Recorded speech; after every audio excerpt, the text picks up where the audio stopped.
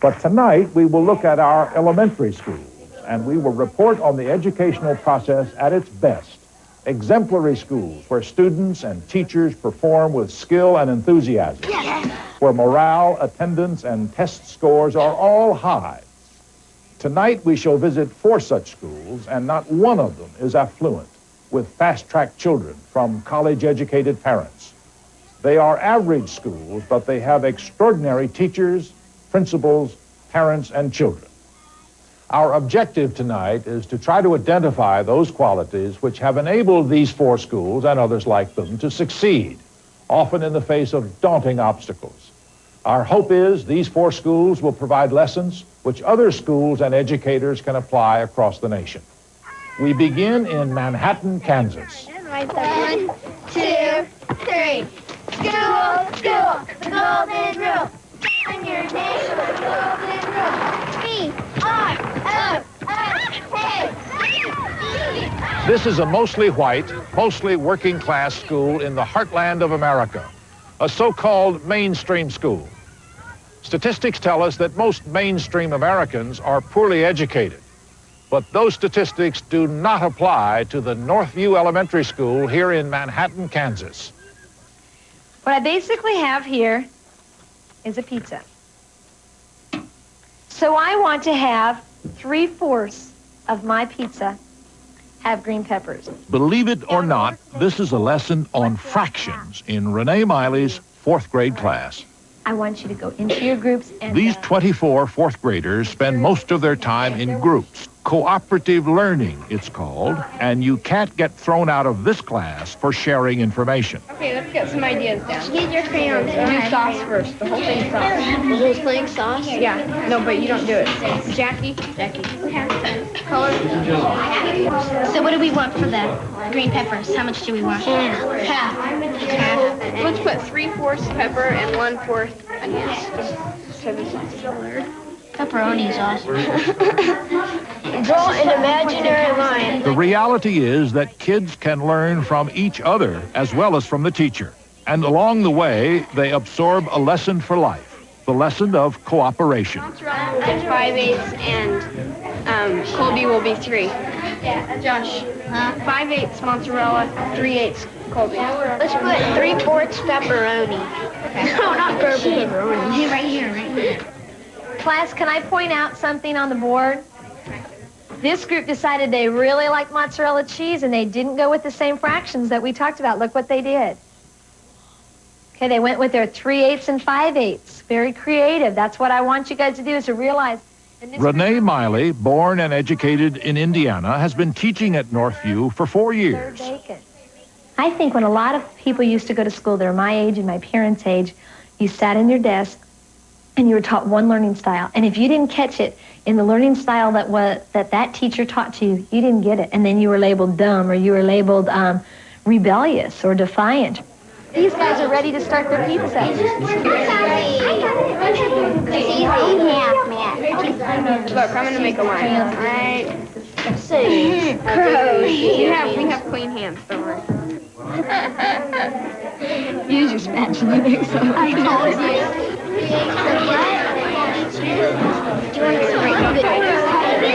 Here. No, wait. 1, 2, 3. Right there. Let's do it again. I'll cut it and you watch, okay? Because you're watching, okay? That's half, right? 4 and 8. So 1, 2, 3. half of this. Yeah. Right. Oh, now I see. Okay, do you guys see? Yeah. Yeah, I do. Okay. You did a good job. Thanks. Class, we have our first completely done pizza. Let's go hear it. All right. Sometimes when people walk into a room, they might think it's organized chaos.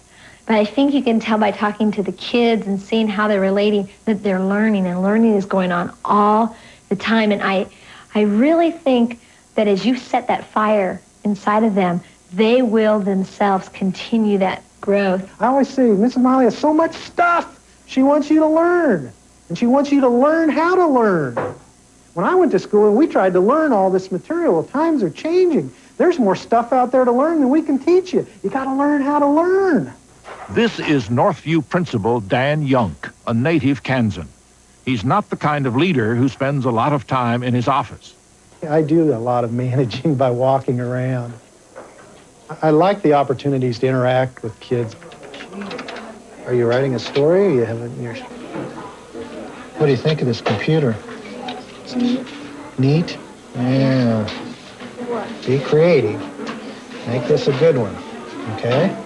Okay. How are we doing on this? You don't like this?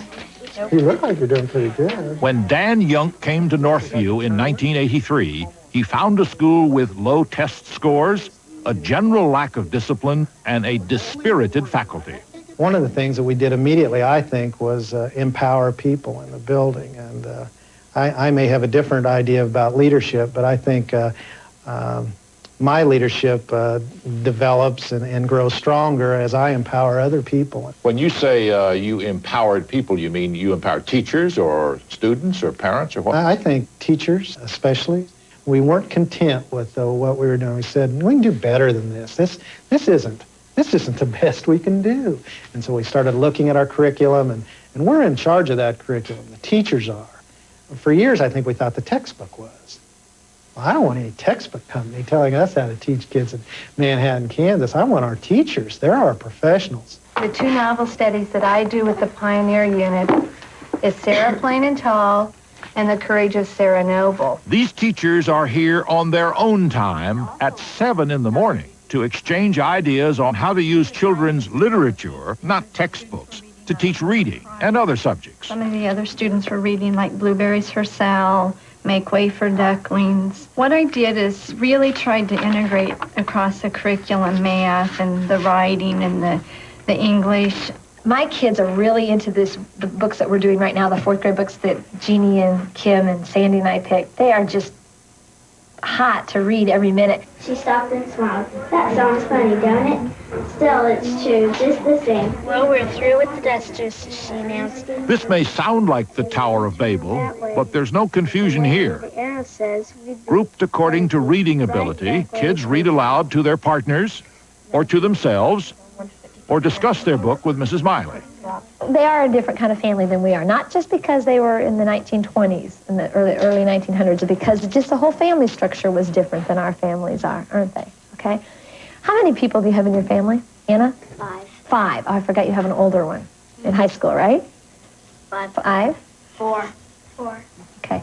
So except for Sam, all of us come from basically pretty small families, and even 6 isn't anything compared to 12. Okay. What was another thing that somebody really liked in the book? I like the part where they said like roadhog or something and like that. What do they mean by roadhog? I mean like they're taking up the whole space of the road. Right. Okay. We didn't talk about Dad about his bricklaying. Isn't that how he kind of got into the efficiency expert? What significant thing did he do when he became the bricklayer? He made a kind of like a scaffold so that he didn't have to bend down and pick up each brick and put it onto the cement or whatever they put it together in. Okay, when you said kind of scaffolding, there was no such thing as scaffolding. He basically invented that idea. He was too fat and lazy to bend over all the time. Now, that's what they humorously say in here, but is that really what he was doing? I don't think so, and I want you to get that point. Frank and Ernestine kind of poke fun at their dad. That's their style of writing in this, okay? But I don't think that that's the point. Did you notice that they said an awful lot about... No reading lesson in Mrs. Miley's 4th grade is complete without integrating other subjects. Your job is going to be either to use this atlas or the great big one in the library, and we have one back on the back table that we brought in for our reports. And I want you guys to start writing down and finding the places on the map that they talk about. According to Mrs. Miley's atlas, Manhattan, Kansas is a town of about 50,000 people located 200 miles due west of Kansas City. Kansas State University and Fort Riley, a U.S. Army base, are the big employers in town. Northview's families have a median income of about $20,000 a year, with 30% of them receiving some form of public assistance. Out of this working-class neighborhood, 600 students come to Northview every day. What is your best subject in school? Spelling. Spelling. And yours, Sam? You have one?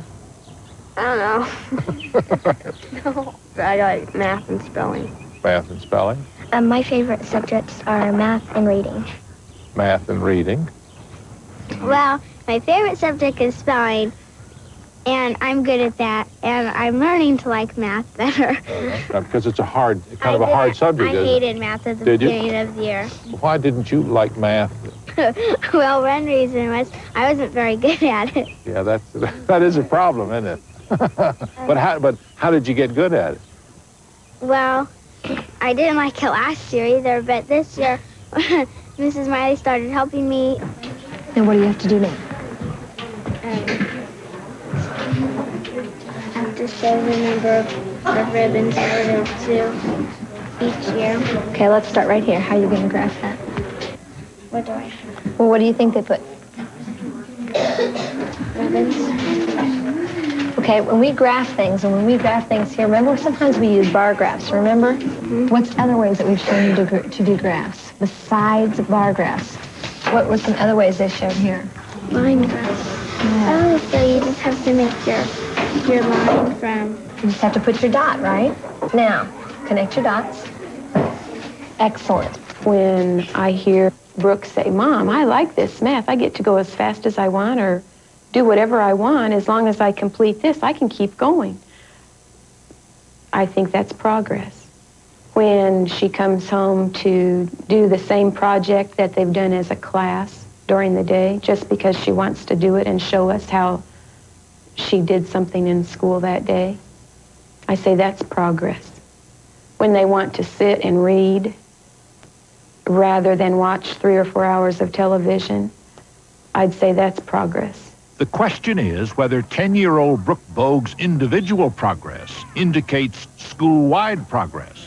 What's happened, Mr. Young, to the test scores of the children here since you came? In my first year, I think our scores at the 6th grade were at the 44th percentile, they were totally unacceptable. And the staff knew that. This last year, we were at the 97th percentile in all areas in math and reading, and that's in 2nd, 4th, and 6th grade. 97 was our lowest. We were at 100% in some of the grade levels. Is discipline a problem at Northview? When I arrived, there was a few problems. So as a faculty, we met and we talked about it, and we developed a document that talked about dealing with discipline problems and being proactive rather than reactive. One of the discipline problems developed when kids came to school well before the doors opened at 8:30. And kids were beating each other's brains out outside and getting into tussles and that kind of thing. Then they'd come inside and they'd be in rare form for learning. I mean, they would be upset with each other. They'd be hurting. And so I made a decision after about a day here on the job that when you come on school grounds, you're mine. So your little bike tire hits the Northview property or you walk on it, I want you inside. So into the gym they come an hour earlier at 7:30. You come in, you can sit around and talk to your friends. I have a teacher, Steve Clark, that's down there in the mornings with them, just talking with them. We don't have them up and running around, but they can sit and visit, and they're safe. Have a good one. Be good. You be good today. Bye. Have a good day. Have a good day, Harley. I mean it. Have a good day. Bye-bye. Have a good day. Thank you very much, Sam. Have a good day. Few disciplinary problems and good test scores are important ways to measure a school's success. But another is the richness of the curriculum.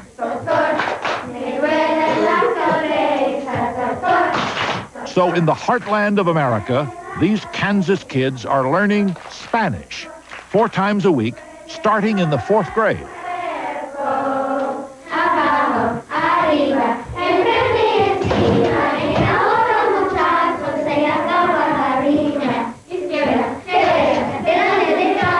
If there is a central theme operating at Northview, it is that learning, imparted with energy and creativity, can be fun. There we go again, talking about the Constitution. Take these 1st and 4th graders, discovering American history through a play. Then later, our founding fathers wrote a Constitution to ensure our rights and liberty. Execute the blessing of liberty. Constitution.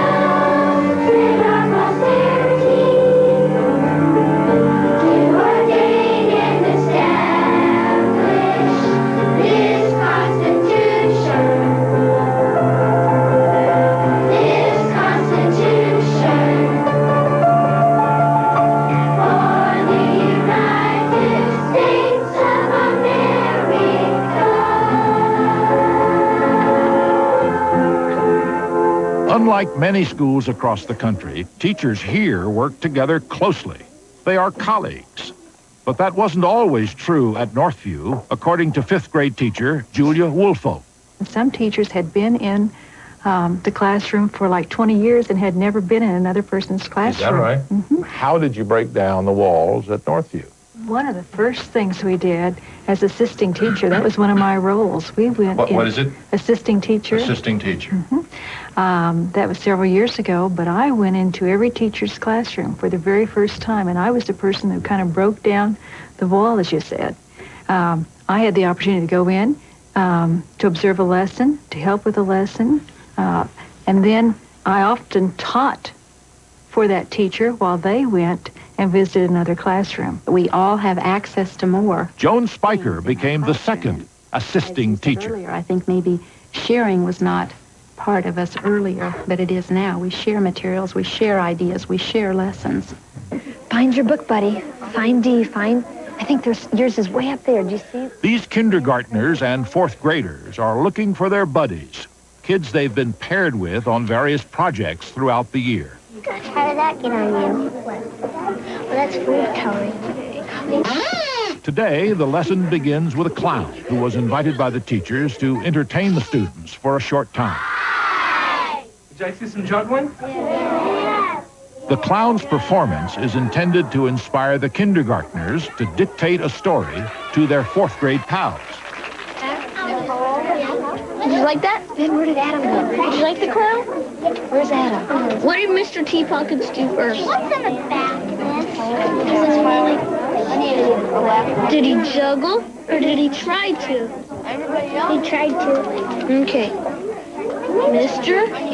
Did you think he was funny? I thought it was just one man. It's really good for any group of kids to teach somebody else that's at a different level and to realize, boy, I can do this. I understand this. And the relationship, there's a bond, a really deep bond that gets established by the end of the school year. What is that? A R? An R? Yep. It didn't do it better. Now we're going to go on to the next page. Now what are we going to write? Okay. And you made that then we told him how to juggle. Despite being second from the bottom in state expenditures per pupil, this small-town Kansas school manages to offer its students a wide range of ways to learn. Remember, with any kind of a borrowed instrument, you can't hold it down. It's got to be... There you go, just like riding a horse.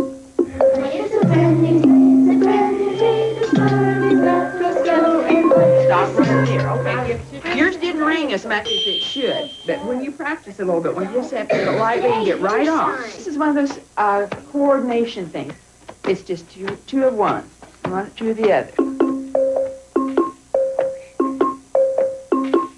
It's a brand new day, it's a brand new day, the sun is up, let's go. It's a brand new day, it's a brand new day, the sun is up, let's go. The sun is up, I can't stay here today. The sun is up, I can't stay here today. Right on, Andy, before you throw it to me. Mrs. Miley plays many roles with her 4th graders. Kickball pitcher, You've got maps here to look at. geography You can pull down coach, that big map on our graph isn't up there. You can do anything that you want to do. And the whole purpose of this is to learn as much as we can about these regions. a unit on regions and states is typical of Mrs. Miley's teaching technique. As in life, the lines separating subjects continually cross and recross. Her lesson on geography has many goals, and one is learning about the library's card catalog system. Subject card. How do you know it's a subject card? Because doesn't have the name of the book up there. Okay, it's different. What's another clue that you have that it's a subject card? And it's all in capital letters. It's in full capital letters. Arizona, Oregon, Iowa, West Virginia, California, Minnesota, Louisiana. Louisiana fiction. Louisiana. A fish. Do you want it like this? Okay, so like that. Call number. Doing research is another goal, but doing it with partners transforms what might be a dull exercise for some into an exciting expedition for all. Look at that. Oh, cool. What is it, gold? Like, if you want to look up specifically state bird, how are you going to find that in the book without reading the whole thing? Go find the chapters. How are you going to find the chapters? Look in the index. They'll put the index on here, and just like Josh just helped you, and then you'll have to turn to the next page because it's continued. Okay. Oh, okay. Corn, sweet potatoes, sugar cane, soybeans, S-O-Y, BERD, elevation, the highest. Let's look at the index. That's it. I think we're writing on the wrong piece of paper. Crops 26. Do you know where jazz music was born? The answer is Louisiana. Oh my gosh. There are 13 states. The next step is turning research notes into prose and picking up computer skills along the way. ELLMATE. Okay, that's an editorial. It is. That's your opinion. That's not a report. Okay. Okay? Wrong. Soil that is carried by the Mississippi River and drops into the land, it is called delta. Let's drop the land is called delta.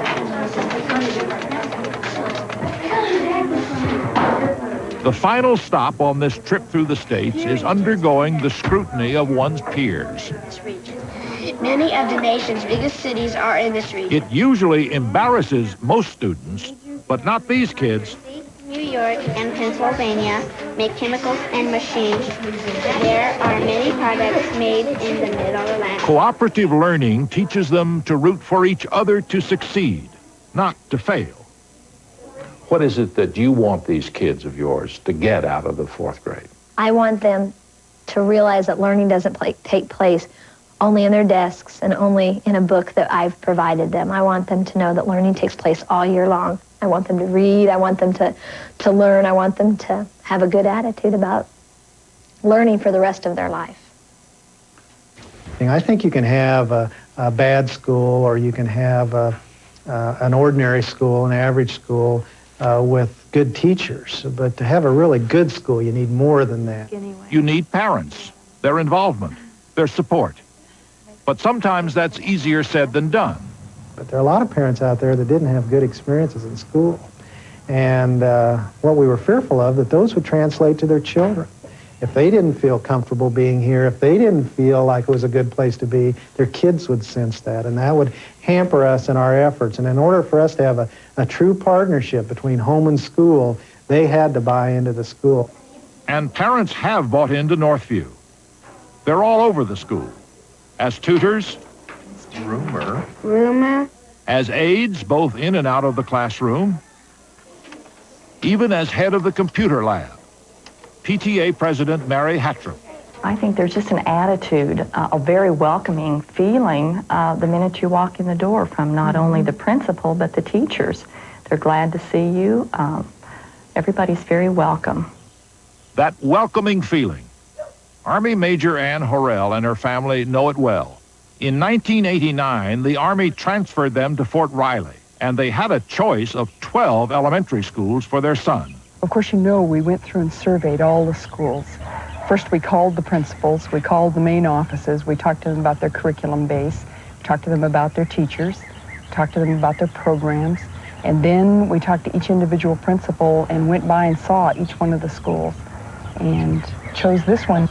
The spirit here is tremendous. You feel it when you're in the school. They have a very dynamic principal, and he's one of the few principals, at least I've ever seen, that he knows just about every child's name. It's not just the principal, it's the teachers as well. All of them really care. You're doing great. Can't stop you now. The whole staff at Northview really cares about what they're doing. They want to grow a generation that's going to do well. Honey, that's super. And they take the children from all of our households. We give them the best children we have, and they do their very best. And that very best is very good at Northview. Although the courts have long held that separate schools are not equal, They have recently recognized that there are school districts with too few whites to make integration feasible. This happened in Maryland's Prince George's County, so some schools there have remained predominantly black, but have received additional funding as a result. You're about to visit one of these schools, 95% black, but more than equal. You can divide by Wait a minute. Raise your hand if you are positive you know this. 12. Okay, Daquan, let's go. Oh, 28 times 15. Very good. There is an enthusiasm about learning that can't be missed at Columbia Park Elementary. The moment you enter this school of 470 children, you realize this is an intensely focused place. There is an almost military-like precision in the way students pass through the hallways and silently signal their teachers. The idea is to minimize disruptions from the tasks at hand. At the same time, though, there is an environment of warmth and support. Excellent job. With encouraging words handed out at every opportunity. This is terrific, and it's got stickers on it and all. Could I shake each of your hands? When Pat Green became principal here in 1985, she gave a shot of adrenaline to a failing and cheerless place. Among the many changes she was to make, transforming the physical surroundings provided the quickest fix. When you walk down a hallway, if the walls are blank, that's a statement to a child. Nobody cares to make this environment anything other than an institution. Our school is not an institution. Our hallways are filled with pictures of children in very positive scenarios, photographs that feature children for good things, academic things. What we're doing is making sure that children are valued. Well, we stayed after school and on the weekends to work on our projects. Sixth grader Nkosi Wills is student council president and one of the school's tour guides. These are Write a Book awards. Each year, a child from our school enters the Write a Book. They have to write their own book and illustrate it. And you like that award a lot, don't you? Yes. Yeah. Why? Because each year that we've done it, we've won a first prize. This is our Excellence in Education banner. Mrs. Green went to the White House especially to get this banner, and we are so proud because it shows how good we really are. Awards abound, mostly due to the big improvement on standardized test scores. For $25, 5 into 25 is 5, so you multiply 5 times 8. Math scores show the biggest turnaround. 6 into 17. 7 years ago, only half the students were achieving at or above grade level. Now, more than 90% do. What kind of triangle is this triangle? That shouldn't be surprising after watching Rosemary McConaughey teach geometry to a combined 5th and 6th grade class. Jessiane, give him a hand. What 3 choices can he pick from? Scaling, isosceles, and equilateral. All right. You have very good scaling. How'd you know it was scaling? It's scaling because all 3 of the triangular lines that make it aren't equal. And what else is not equal? The degrees inside of it. How would you solve for the missing angle, Antoine? Add up 60 and 35. All right, what would the radius of this circle be? Danielle? 3 4/10. Very good. How did you get that? I divided by 2. Very good. How did you know to do that? Because it was radius. And what part of a radius is the diameter? Half. Very good. I truly celebrate in my students' achievements. It just makes me feel so good inside. There's nothing better to me that I could be doing with my life. Nothing. And I want you to know how very proud I am of everything that you do every day in this school, where we think that Columbia Park is just the best of the best. The best is what Dr. John Murphy, superintendent of 172 schools in Prince George's County, has been striving for since he took office in 1984. Our goal was to take Prince George's County, a 65% minority school system, a school system that had been failing, and within a 5-year period of time, make it competitive with Montgomery County, Fairfax County, the finest school systems in America, to prove once and for all that public education could serve all of America's children. Columbia Park serves a poor and working-class black community just outside Washington, D.C., in Landover, Maryland. Garden apartments and single-family homes, many with multiple families living behind the doors, are wedged between strip malls. Triple the music, WPGC, waking up with the Naz. Here's one. 60% of the families receive public assistance. Most of the children walk to school, often through areas where there have been drug and crime problems. Despite these heavy odds, the community is fighting back. In most urban settings, and Prince George's County is an urban setting, people think that children fail because of the failures that children bring with them when they come to school, or the problems they bring with them.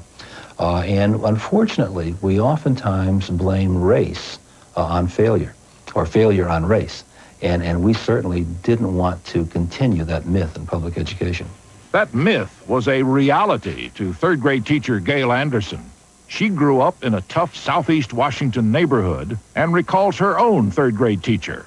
I'll never forget this one teacher who stood in front of the class and called the whole class a bunch of ignorant children. And she would always call us stupid, and it was just something about that. And I never wanted another child to experience that. Are you going to do your best? Yes. Do you feel good about yourself? Yes. Miss Anderson, also an ordained minister, has a mission. Tell your neighbor to keep up the good work. Keep up the good work. What happens in this class is the embodiment of what makes this school successful. I love it, TT. Good work, Nakia. Good behavior is always noticed. How much is this coin worth? Kevin. I love it, and you're right. Correct answers are rewarded and applauded. Now I'm going to put some money on the screen, and I want you to tell me how much money I have in my change purse. And if the answers don't come easily, the student is never humiliated. Plus 25, 60. Wait a minute, 50 plus 25 is 60? 70. That's still not correct, sweetheart. Keon, Miss Anderson, I want you to stop right now, and I want you to listen to me. Do you want someone to come up here and help you? You can still stand right here with me. You want to do it on your own. You have a choice. Okay, he would like for someone to come up and help you. Keon is given time and support by the teacher and by the class. And you can all help by sitting in good sitting position and having good thoughts for Keon and Shakia as they work out this problem. Okay, we have 50, and then we have 25. Very good. Okay, keep going. You can do it. $1. Okay, keep going. $1.25. Mm-hmm. $1.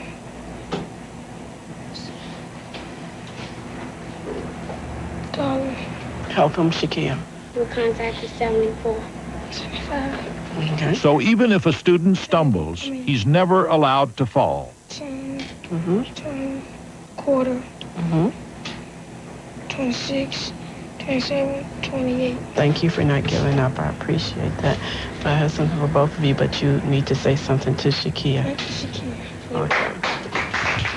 Thank you. That's what it's all about, helping each other. Appreciate it. The faith teachers have in all their students is welcomed by parents. Mommy. Donna McDonald, a single working mother with 2 daughters at Columbia Park. They make them be proud of who they are. They make them feel like, try it. You can do it, try it. My daughters tell me all the time, if I keep trying it, I'll do it, Mommy. Oh, you can do it. I think that that's good for a child. The weaving of family into a child's school life is a crucial element in rescuing troubled schools, according to Yale child psychiatrist James Comer. Very good, Shakrita. His ideas, known as the Comer process, have been adopted by more than 120 poor and minority schools across the country, including Columbia Park. So when Pat Green arrived here, armed with Comer's guidelines, one of her first moves was to meet with small groups of parents. Just talking and interacting and sharing and telling me things that they didn't like. Parents didn't feel as if the school allowed them to be involved. And they said that to me, you know, up front. We don't feel welcomed at Columbia Park. But her discussions continued, and parents began to see their school in a new light. Winston Rhodes drives 16 children, including 4 of his own, to and from school every day. Have a good day at school. Study hard. I think the school, since Ms. Green's been there, has opened their hands out to them and give them a chance to come into, get involved. And when you open a door for someone to get involved in schools, you take more interest, you want to get involved. And gradually we started building and working with that, encouraging parents to really become a partner and not just in name only. Parents are now bona fide partners at Columbia Park. The next word is opposite. They're paid teachers' aides. Park. They're volunteer tutors. Fetch house. But most importantly, they're decision makers. Certificate. You know, something they could place on the wall. They serve on 2 different Comer design committees, which govern the academic, social, and teaching policies of the school. Responsibilities are shared by the principal, teachers, staff, and parents. When your parents are involved, you do better. You know, there's support. There's support, family support, along with your teacher support, which all becomes like a family. You do better. You excel better. This circle of support is at the heart of the Comer plan. Mom's going to be proud of you. Are you proud of you? A second goal of the Comer process is for schools to help remedy the poor self-image many students bring to class. See you tomorrow. Real good. Yeah, real good. So at Columbia Park, dispensers of praise and positive reinforcement are constantly on the loose. Good work. I'm proud of you. You should be proud of yourselves. Red, very good for art. Real good? Excellent. Raymond, good day today? Good. When things get tough, you do not give up. Good work, Eddie. Love it. I like the way you're working together. Very good. Keep up the great work, boys and girls. Super boys and girls, you're doing a great job. Isn't there a danger that you give them too much praise? People sometimes tease me because I'm out there every day and I'm thanking the youngsters for not running across the street. And I have no problem with that at all because I feel it's important to let people know those things which we value and those things which are important. And as you're going home and playing in the neighborhood, Pat Green uses the PA system at the end of the day to bolster students' good behavior. I want you to think what it's like when somebody picks on you or messes with you. And you all know what I mean when I say messes with you. Remember to be proud of who you are and respect each other. All this reinforcement yields results. We don't have major discipline problems, and yet there used to be very serious discipline problems in the school. Suspensions used to average 30 a year. Now they're down to 2. These kids know what's expected of them.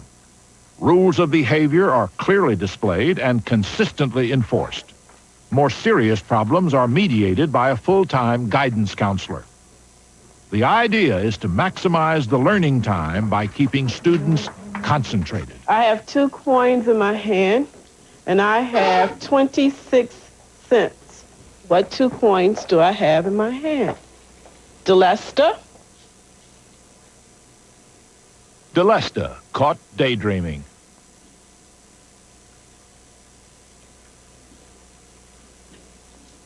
Delesta, do you know what Miss Anderson just asked you? Why did you come to school this morning? Are you learning? So what should you do? Thank you. I want to see improvement. Ritu, please repeat that. Being singled out is always painful. But later in the day, Delesta does make a change, and Miss Anderson makes sure the whole class knows it. You know, I want to stop right now because I've been watching Delesta, and I love the improvement. That's what makes you a winner. When you realize that you've made a mistake, and now I'm going to do better. And I want to say, Delesta, from the bottom of my heart, thank you for the improvement. You deserve a smile, sweetheart. Good work.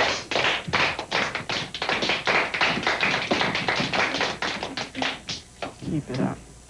Okay, now what I would like to do We tell them constantly that they can do anything that they set their minds to, that they have that capability, that we're here to help them attain their goals. And I think that having that belief, if they hear it often enough, it becomes internalized. And then they're ready, they are equipped with the social and academic skills that are necessary to function out in the world. Tell me about the school that you went to and how it compares with Columbia Park. I wish the schools I went to were like Columbia Park, because I would feel I would have excelled better in different things, and I would have more avenues. You know, Columbia Park gives you avenues. You know, their teachers are encouraging my daughters. You can be a lawyer. You know, I didn't have that. You know, it was this basic ABC education. I want you to remember that you are somebody, and you can be anything that you want to be. I want to be an artist. I want to be a policeman. I want to be a singer. I want to be a teacher. I want to be a lawyer. A lawyer? Detective. A fashion designer. A hairstylist. I want to be a doctor. Students' ambitions are ignited by a school that has found its vision. How about Vermont? Montpelier. But the vision wasn't always so focused, according to Mrs. McConaughey, who has taught here for 16 years. Our school did not have clear set goals as to what we wanted for our children. And as such, the program was fragmented. Now there is a school-wide plan that covers both teaching techniques and subject matter. What else did he use? Sliding joint. Take science, for example. While the 5th and 6th graders are learning about bones in the body, We're going to be talking about the human brain. the 3rd graders are studying the brain. We are going to play a game of tic-tac-toe. Simon says, wave your carpals and phalanges of the fingers.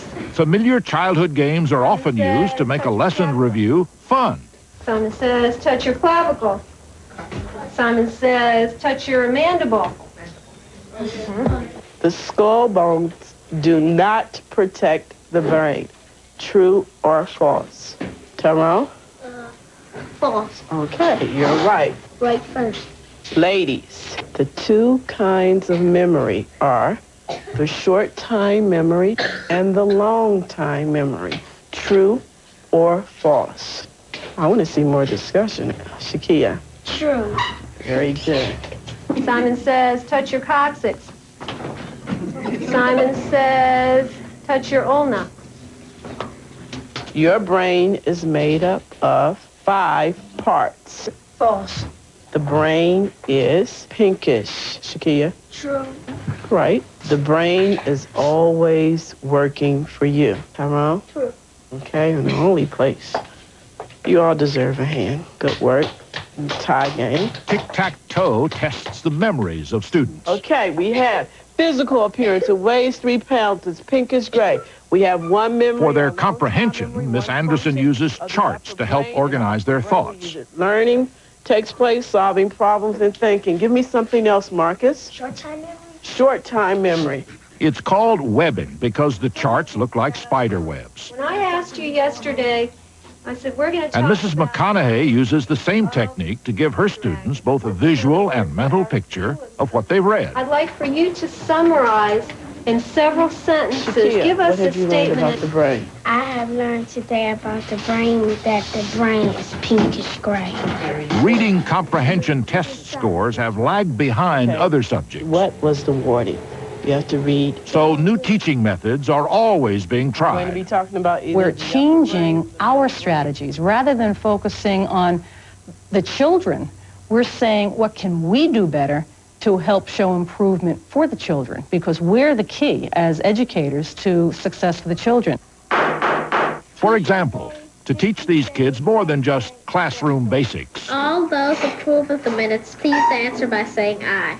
to teach them social and leadership skills, Columbia Park has an active student council with precise parliamentary procedures. Well, just keep it for like the primary. Is there anyone who would like to second Sean's motion? I second this motion.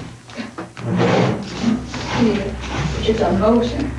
A motion. A motion. All those in favor of Sean's motion, please answer by saying aye and raise your hand. Aye. Okay, that's two. All who oppose, please answer by saying nay. Nay. What's the school done for you? What do you think about Columbia Park Elementary? This school teaches you to, when you go out in society, to become a productive citizen and to be active in the community and help out. And this school teaches you to respect people, and it teaches you to be mindful of the things you do. And You agree with that? Yeah, and I also think that this school teaches you to fight for what you believe in. This school has taught me how to be a productive leader. What we're trying to do is to build foundations.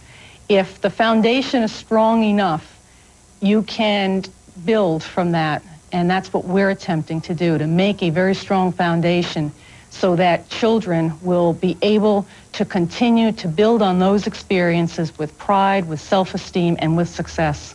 It was a super day. And again, I want to say thank you for doing your best. And I love you. Keep shining. Bye-bye. Bye-bye. Bye. Bye. Bye-bye. We'll be back in a moment with the stories of two more elementary schools that work. We, the jury, find Laurie Jocelyn guilty as charged. Court is adjourned.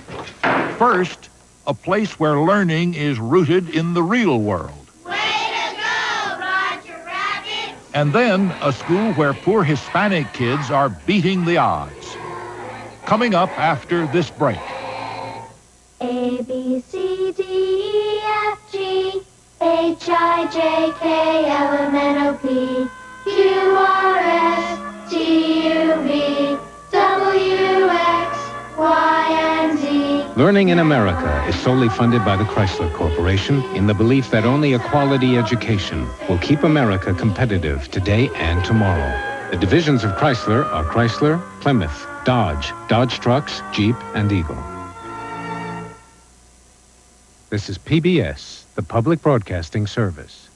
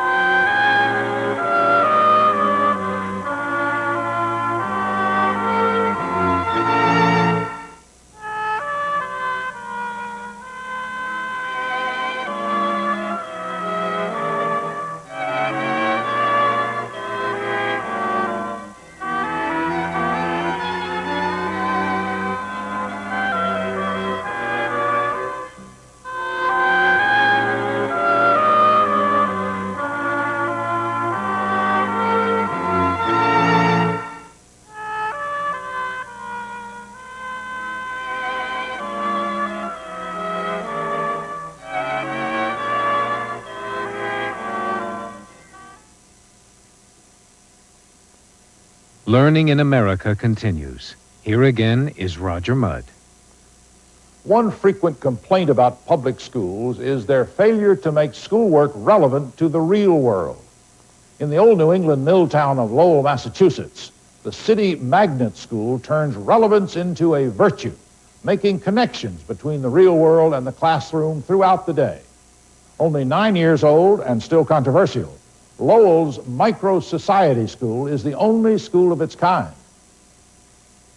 I wanted to put all this in the box quickly, but I didn't count it.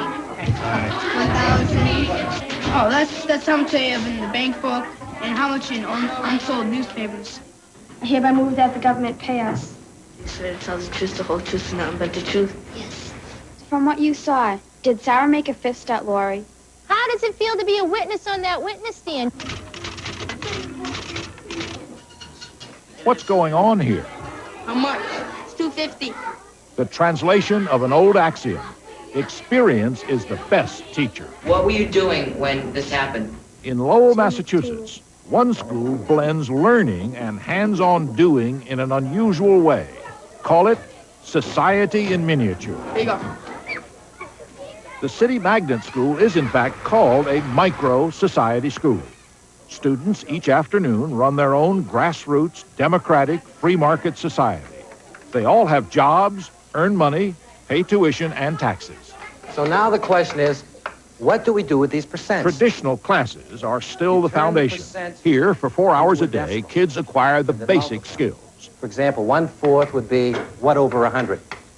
Anybody? Norm Charette is teaching these sixth graders economy, also known as arithmetic. Good. How can you use the percents? Either here in the micro, at home. All right, Stasha? In the bank, when they give you interest? When they give you interest, and we think it's 5%. So what would 5% as a decimal be?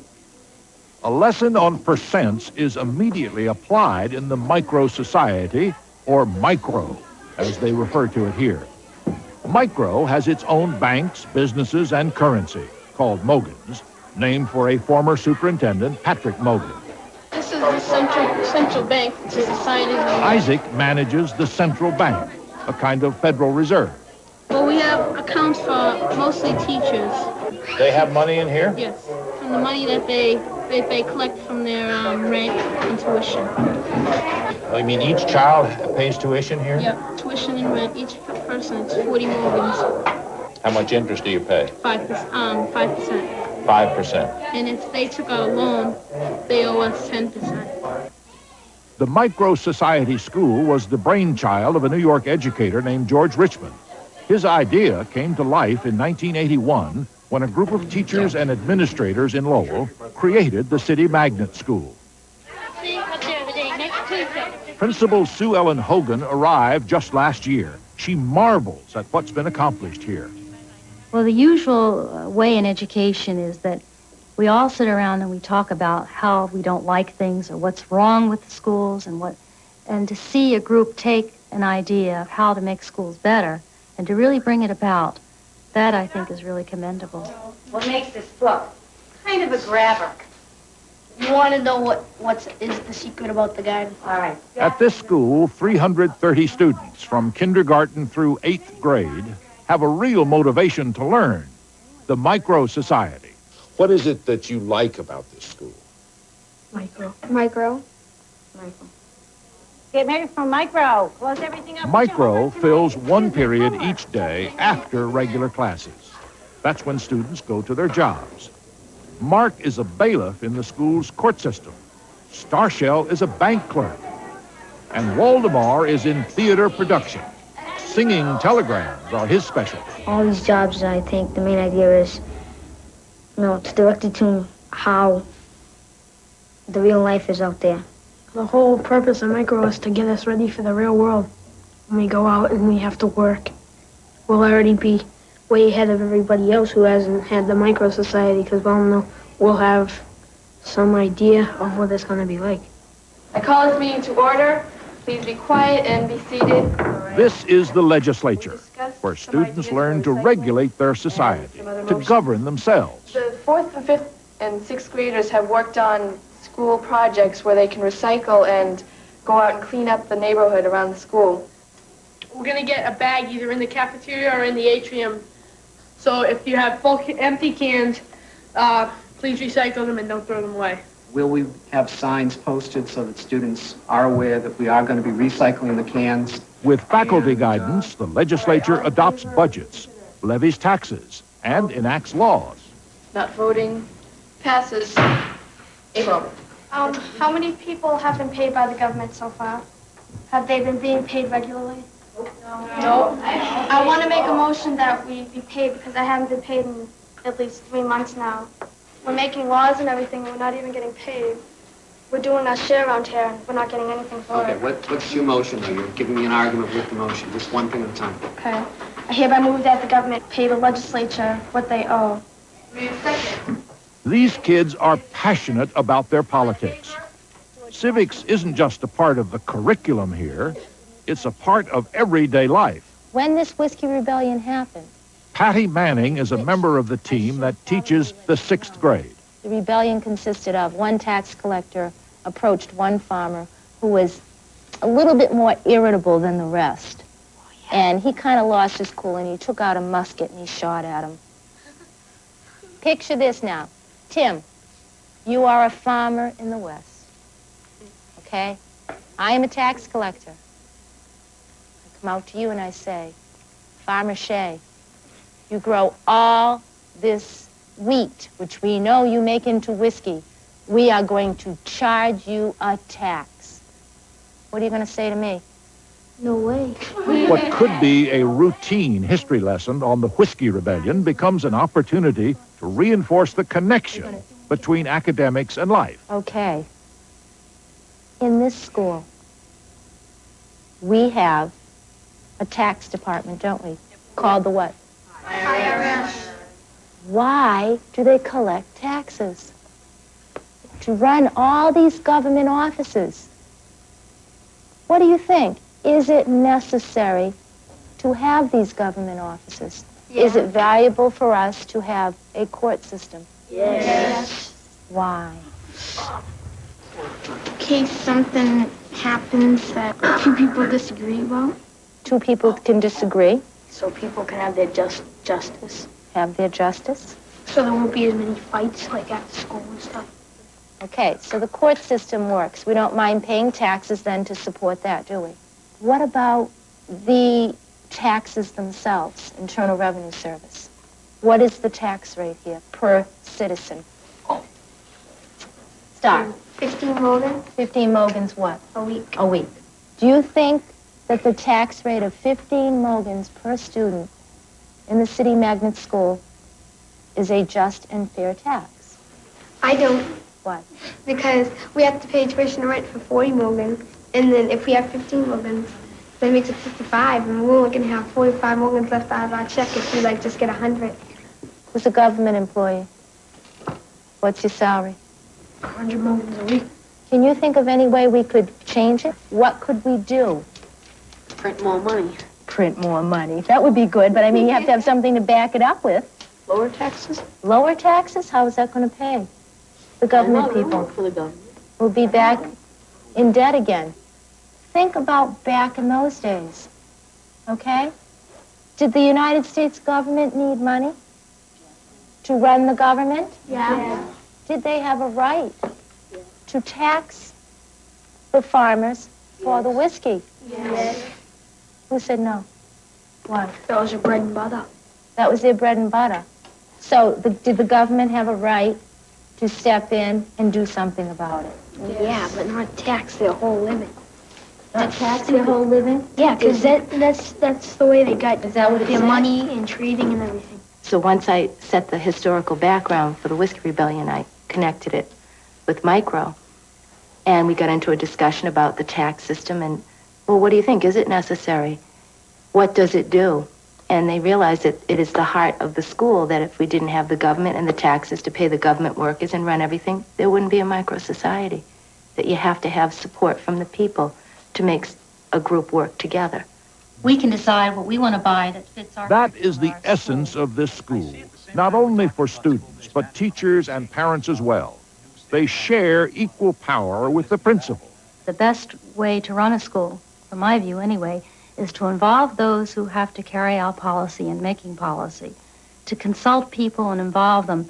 They become very loyal, they become extra hard workers, and it's a much better atmosphere for everyone. The school's harmonious atmosphere exists amid the hubbub of downtown Lowell. And in fact, because this is a magnet school, it must mirror the ethnic mosaic of the city. 60% white and 40% minority, made up of Hispanics, blacks, Southeast Asians, and Indians, but all admitted on a first-come, first-served basis. Lowell's population is about 100,000. This old industrial New England urban center is mostly working class, but with large pockets of poverty as well. And a sordid slice of life is on daily view in the streets and parks of Lowell. I go to parks sometimes, like during the summertime, and there's like about There's a guy that's a drug dealer, and he sits on the bench every single day that I go. He's sitting there on the bench, and he's selling drugs. So you're aware of the stuff going on? Oh, yeah. Well, by my house, there's that they do a lot of drugs around there. As soon as they see a car, they run up to it, and there's fights over there about drugs sometimes and everything. So you look out your window and see it going on? Yeah. So I was walking back to the house when all of a sudden something pulled me into the car, my friends. And I noticed they were drunk, and they were going about 80 miles down the road. I was scared because they were headed to a tree. I said to myself, is this my destiny? And someone said yes, because you made a big mistake and went with your drunk friends and got into an accident. One accident. Or friends, I don't remember anything. He said, of course you're dead. Oh, wow. What an ending. Of course you're dead. That was a good story that we could work on. Yolanda. The sixth graders write stories that bring the stark realities of their outside world right into Lois Cullen's English class. And I think through what we do on a daily basis, instilling them with that concept that they make the difference in their lives. No matter what is happening, in spite of what is happening, they can change. In the mansion in a secret garden, how many rooms are there? 100 rooms. One door opens up 100 rooms. What's behind the door? Like a kitchen, like living quarters. They've been reading The Secret Garden by Frances Burnett. In the book, destiny is a mystery that waits behind a door. There were doors and doors, and there were pictures on the walls. What is destiny? What your life is going to be like, where you think you're going to end up. So that could be your destiny. What is that garden? Why is it a secret? She might learn something about her past that they don't want her to learn. Her past? Like her family's past. Would you describe Mary as totally obnoxious? She gets on people's nerves, the way she acts. What did Martha do? What did Martha do? That was funny. She goes, who are you calling names? Who are you calling names? You like that Yorkshire. You're getting into that. As they read and analyze the novel, they themselves begin to open doors and explore their own destiny. In the process, they develop into imaginative storytellers. Get ready. You are now about to go to a door that you now have to open. What's behind the door is up here. Soon it will be on your paper. Good writers don't tell. What do? Show. They show things. When you open that door, use your metaphors to show me what you see. Go with it. Do anything you want with it. Just right.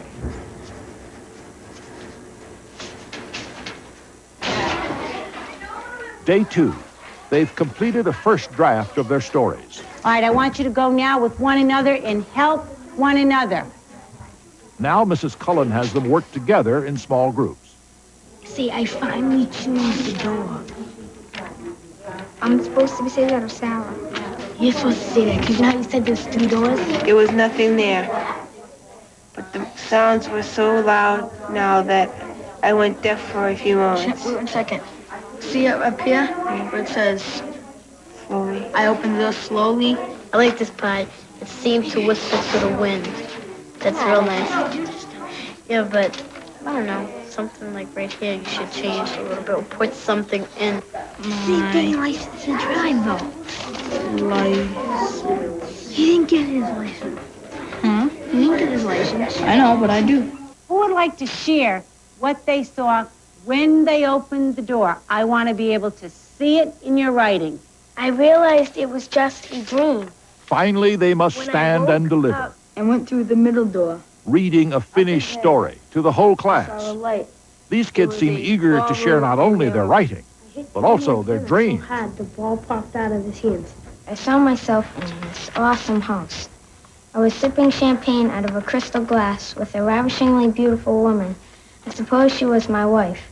Then the man with the glowing eyes walked up to me and asked, Would you like to live like this? I answered swiftly, yes, I'd love to. Then you must change, he said.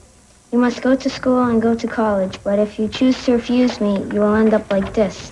Instantly, the big mansion zipped away, and I saw a street corner. A dark, gloomy street corner. I saw a homeless person sitting down, guzzling booze out of a paper bag. I saw the man. Is that me? Yes, he answered.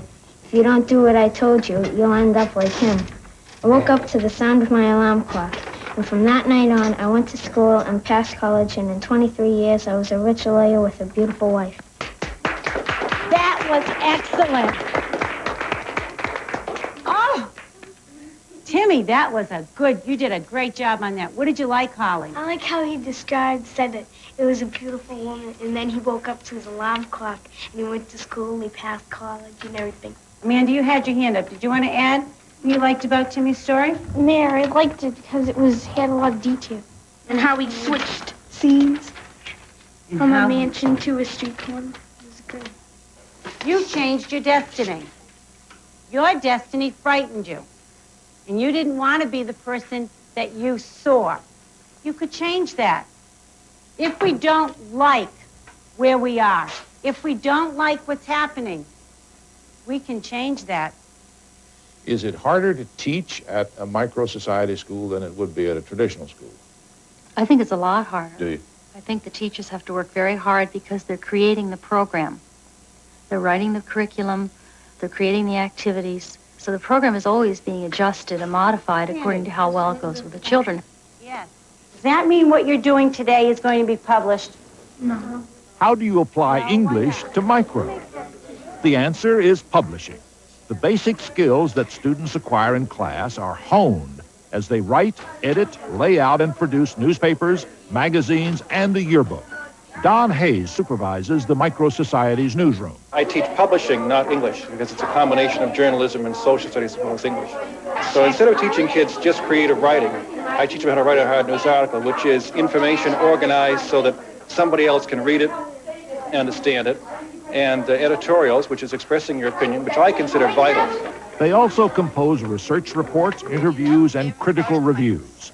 And of course, they sell their work for real moguls, because what's a publication without subscribers? Any circulation wars set off in this room? We have had circulation wars, not currently, but I've had in the past circulation wars, and in fact, last year it was one boy started up a newspaper that, and it was a newspaper and a magazine combined, entertainment magazine, sold like crazy and ended up buying out everybody else in the room and forming a conglomerate. You can sell them. We'll defend you. Your business. The MicroSociety could not flourish without the help of parents like Steve Dixon, a father with 3 children of his own in the school. A self-employed computer consultant, Dixon spends 2 hours a day supervising the microeconomy. Can you tell me in a word or two why you think this school is so special? The first word that comes to mind seems to have nothing to do with the MicroSociety school. It's heart. It's got a lot of heart. Hi. Roberta Menzies also has 3 children, including Starshell. A single mother, she's trying to do it all, and says the MicroSociety school is her partner as a parent. They get a lot of support from the teachers. They get a lot of support, and I get a lot of support. So we're working together. It's like a team. I don't know. I look at it as if we're a family. The school, the teachers, the students, the parents. We all work together. The parents have to sign the kids' homework. I think that is great. That's wonderful. Because a lot of times the kids either don't get it done or they have someone else do it. We're going to look at your homework right now to be sure you're doing this correctly. If I'm not satisfied with it, they tell you don't sign it. What percent is 6C's money supply? That seemingly simple homework system helped transform Starshell's grades. You said, Starshell, that you were having trouble with math. Yeah, math. Yeah, because math here is more harder than like it is at the other school I was at. So are your grades getting better in math? How are you doing? Yeah, now I get back into the A's and like a couple of B's. Starshell's academic progress is characteristic of the MicroSociety school. Students consistently test above grade level in both math and English, but they're also absorbing an array of skills and information that cannot be measured by standardized tests. For example, you do know that the lawyer has learned the Constitution and the laws when they conduct a court case. Or you do know that someone has learned about publishing when you look at the product, the newspaper, the magazine that they publish. And you do know that a business manager has learned accounting principles and how to manage a business if their ledger is up to date. So how much, let me see your book. How much have you made today? Today we made 2,000. Already today? Today. And you just been open 20 minutes? Yeah. This week we made like 12,000. Make no mistake about it, these kids know how to run a business. They manufacture and market buttons, posters, pins, string art, and a motley assortment of crafts. What is that? Would that be like an ashtray or something? No, candy dish. Candy dish. My brother made an ashtray, but some kids here broke it. We cracked it by accident. And how much is that? That's going to be 200. The kids already buying it. I'm just putting it on display. This is sold already. Yep. 200 Mogans. A lot of people say outside of City Magnet, they think it's a lot of Mogans, but it's not. You know, actually, if you think about how much it takes to make the thing, you know, how much it costs to buy the clay and stuff, it's not really that much. When you go to Micro, do you have a feeling you're just sort of playing store? No, I think I'm like doing a real job. I'm doing a real job there. Most people take it seriously. I take it real seriously. I think the thing that we try to do differently here is that we really don't want it to be a false type of play school. We really want it to be a society. And the interaction they have, the social skills that they learn, the negotiating skills that they learn, the people skills that they learn, are things that have been very easy for us to see in our children. Even in this school, children sometimes get into trouble.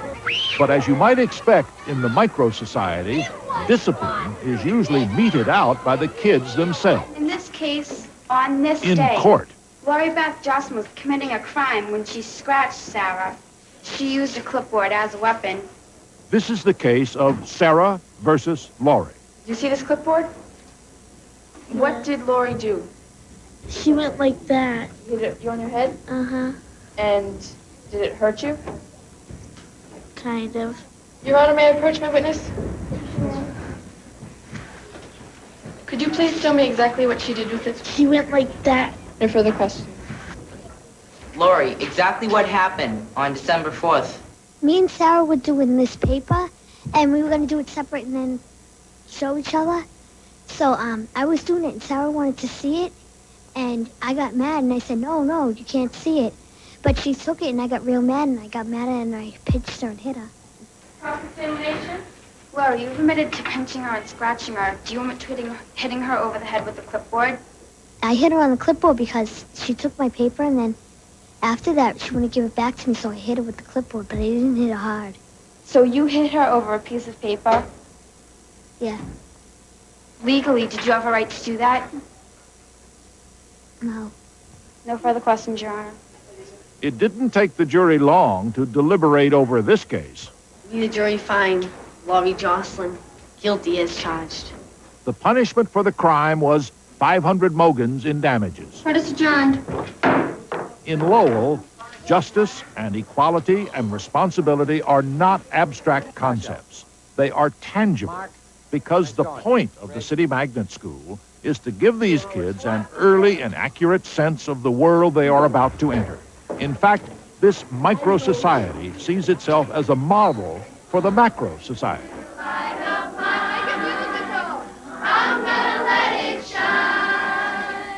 Ethnic differences, cultural differences, intellectual differences. The group of children that our children are exposed to here are really diverse in all kinds of ways, and that's a very healthy environment, I think. It's very much like we'd like to see society work. In some ways, we recreate society. In some ways, I'd like to think we're preparing students who will go out and change some of the things that are not positive about our society. I hereby move that the City Magnet School should start. I think by giving students an idea of how institutions run, that they are going to be empowered when they leave to think that these are not static institutions and laws, and that they have seen the inside of a legislature and the inside of a courtroom and the inside of a bank, and that they will be empowered to change these institutions to benefit themselves and other people when they are adults. No further questions. When you try to turn around a school that has consistently failed the students from its poor minority neighborhood, you start by going back to the basics, That's what happened 8 years ago at the Lozano Special Emphasis School in Corpus Christi, Texas. Today, Lozano stands as an example of how structure and discipline, lovingly applied, can overcome even the most staggering obstacles.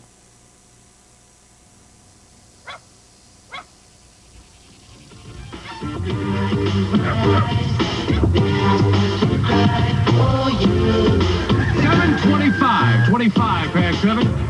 77 degrees and partly cloudy. Buenos dias, Corpus Christi. Gonna be another beautiful day on the Texas Riviera.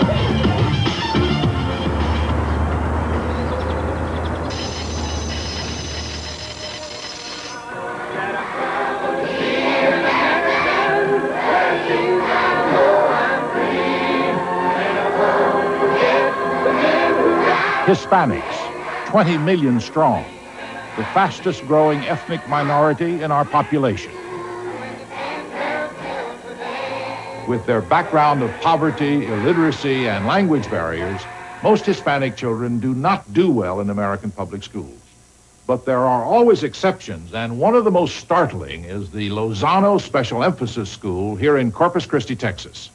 You need your pencils out, and you're going to work as a team. Sit up, tall. James, you can In put on my Barbara desk. Purcell's first grade class, all pencils are poised for a lesson in vocabulary.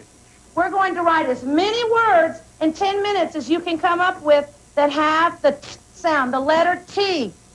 We're going to be a fun team, and we're going to work as a team. All right, begin. Turn around your chairs. Get ready. Timmy, TNT. Oh, that's what Timmy. TNT. Everybody has to give an answer. Let everybody have a turn. Teenagers.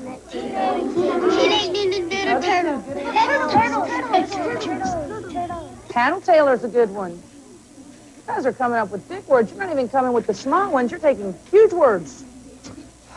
Big words. 13 is a good one. Did you have to table? Table. Nicholas, gee, where are you getting all these words? Good job for you.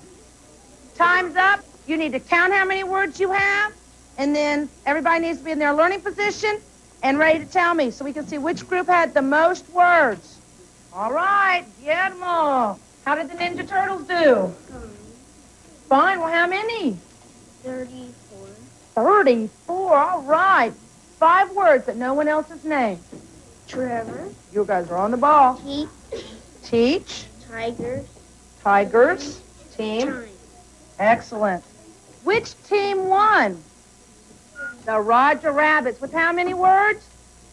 40 words. Don't you think we need to tell them, let's put our 2 thumbs up, and let's tell them, way to go, Roger Rabbit. 1, 2, 3. Way to go, Roger Rabbit. 8 years ago, it was hard to find anything to cheer about at Lozano. In a district with 38 elementary schools, they ranked 3rd from the bottom until 1982, when Principal Maggie Ramirez stepped in to turn things around. For so many years, the achievement had been so low, so it had been accepted as the norm. Her first challenge was attendance, just getting these kids to school. Ramirez took to the airwaves. She went on Spanish language radio every morning, haranguing parents. Here was basically an intruder coming into their homes, an intruder coming in on their radio station telling them, get your kids up, send them to school, feed them breakfast. They didn't understand what we were all about. Today, attendance is close to perfect, 98%. For 500 poor Mexican-American kids, Lozano has become a crucible of learning. We, the Lozano team, hereby pledge... And Principal Ramirez is the fuel that keeps it hot. We want to know from you whether the teachers kept these promises or not. Did they make sure that you learned all your timetables and all your reading material and all that, did they? Yeah. Okay. We had to convince them that every one of them could learn. And they have. We have proven that they can and they have. 1, 2, 3, show me. It's amazing how these children not only survive, but are able to excel under the circumstances that they're faced with in this type of a community. Corpus Christi is a city of 270,000, situated along the Gulf Coast in South Texas. 52% of the population here is Hispanic. Lozano students inhabit a neighborhood that is shabby and tough, plagued with drugs, crime, and unstable family life. Tell me about your family. Who lives at your house? Me, my mother, and my brother, and my sister, and I have 5 cousins and 5 other cousins. And don't you also live with your grandmother? So your grandmother is part of your family. You have a huge family. Not like everybody else. You have a huge family. A lot of you living together in the same house. Adrian, who lives in your family? Me, my sister, my uncle, and my mom. Okay, so you only have one parent in your house, right? Your mom? Does anybody in here live just with their father? Jose, you live just with your father? Your mother doesn't live with you? No, ma'am. Are you the only child in your family, or do you have other brothers and sisters? I have brothers, but they're out since so is my mom. Oh, so you're the only one who lives with your dad, and your other brothers live with your mom? Do you get to see your mom very often? Sometimes. Splintered families are a fact of life in this community. That can make it hard to focus on academics. Sometimes it takes a visit from the principal to keep the kids on track. So Ramirez and community aide Mary Munguia regularly knock on doors. Hi, your mommy here? ¿Cómo está? ¿Cómo está? Fine, thank you. And now it's real hot. Yeah, do you remember when I came the last time? It was in December, right? Right before Christmas. Yeah, several presents and food and stuff, right? Did you enjoy that? Right? We want for Julio to go to summer school. He qualifies for summer school because he needs additional help in math. And we really would like for him to go because summer school will help him have a better year next year. And it'll be provided free for him. So we really would like for you to take advantage of that. Julio, once you get in summer school and things are not going well, I'll be there and I'll try and help you with anything or any questions that you have. Okay? Okay? And you're going to do a good job, I know. I know. I'm proud of you. And I'm so proud of you. Bye-bye. Thank you so much. We'll see you. A lot of times these students have come from pretty bad home situations. And they come to school and this is where they feel safe, they feel secure, they feel loved, they feel respect. And I'll never forget this one student raised his hand and he said, Miss Torres, I have a lot of problems too. He said, sometimes we don't have anything to eat at home. And my mother says, just wait. We're going to get something to eat later. Just wait. He says, but when I get to school, I feel so good when I get here that before I walk into the door, I just tell myself up here, and I remember that little face. He was a little 3rd grade, 8 years old. He says, I just tell myself in my mind, I'm going to do okay because now I'm here and now everybody cares about me. Don't you think we need to give Juan a big hand, let him know how proud we are? All right. And how do you feel about being student of the day? Making kids feel secure at school is one way to compensate for family chaos. Bringing order into their lives is another.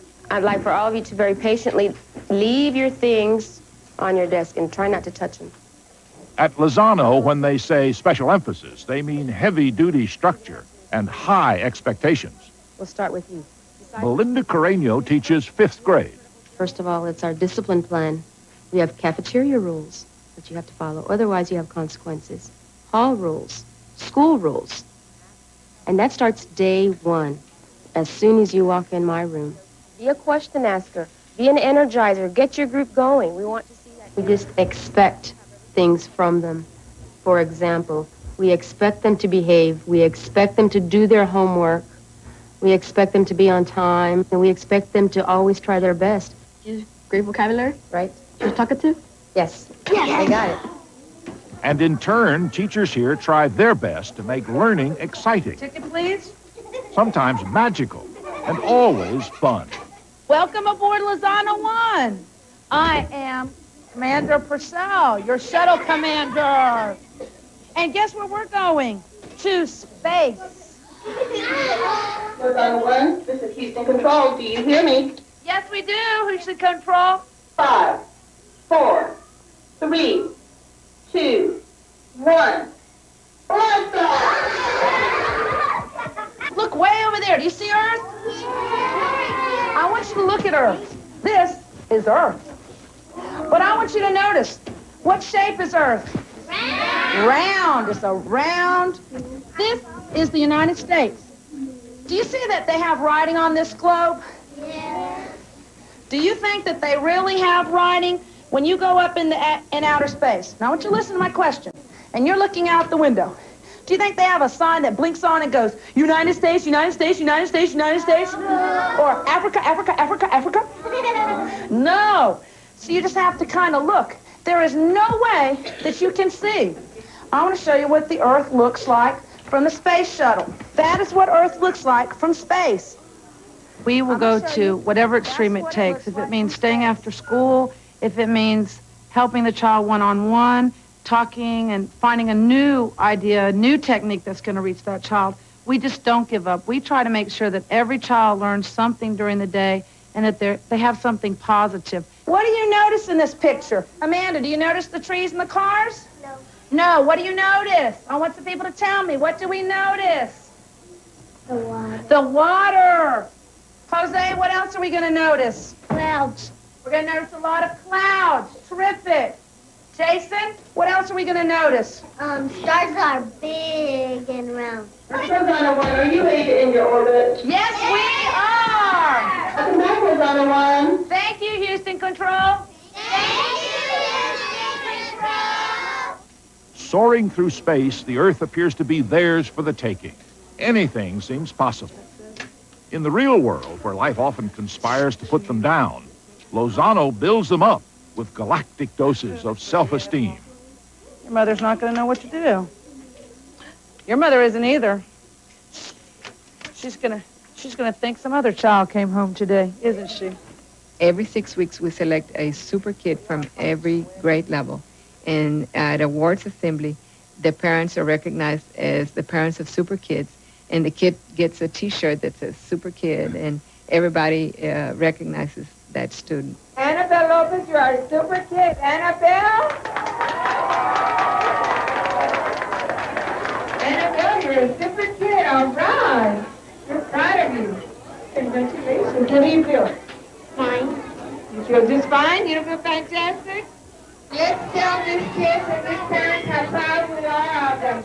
Congratulations. Congratulations to our 5th graders for perfect attendance. Hector Vega, Robert Flores. All right, Robert.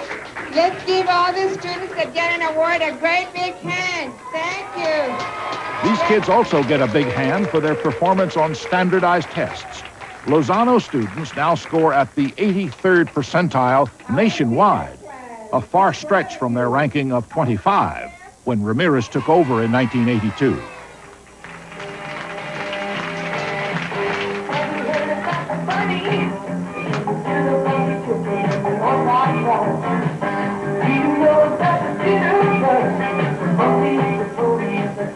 Taking the next step. That's what Counselor Kathy Bregenzer is helping these kids do. She visits each class every week with a lesson that goes beyond the basics. This day, she's working with 5th graders. They're about to graduate from Lozano and make the delicate transition to middle school, which in Corpus Christi begins with the 6th grade. In this little suitcase, I have things that I would want you to take with you to be successful in middle school. Okay, who wants to pull something out of my bag?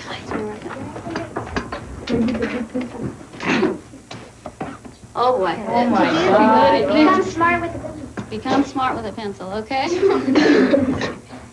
Actually, what I wanted was a big eraser. But they didn't, yeah. What about mistakes? How do you feel about it? They can happen any time. What do you do with them? Erase them? Pretend nothing happened. But if you make the same mistake over and over and over, you're going to wear that eraser out, right? So that's not good either. Just reach your hand in there and see what else I packed for you. Oh, my goodness. Oh, Robert Chicken. What were we talking about when we talked about people calling you chicken? Don't listen to them. Yeah, what's that whole thing called? Those are things to do. Peer pressure. Peer pressure, right. What kinds of things might you face as far as peer pressure? Drugs? Alcohol? What else? Friends, right. If you're feeling like they might think you're a chicken, what's one thing you can do? I heard it a while ago. I'd rather be a chicken. I'd rather be a chicken than a turkey like you. Okay. The session seems to work. Are you scared about going? You're not nervous about it? Even though I don't know what it's going to feel like, but you can meet other people from other environments and see what they're like and create new friends. Right? That openness to new people, that cooperative spirit is nurtured through the teams approach that Lozano teachers often use. And what is it that you have to do as a group? The team approach helps the children work together, talk together, get along together. It also allows for a lively version of drill work. How about turning childhood classic Anne of Green Gables into a basketball game? Robert, who was the boy that Anne hated? Tell me the complete sentence. The boy that Anne hated was Gilbert Blythe. Yes. Yes. Come on, Robert, you can make it. Why was Anne always in trouble?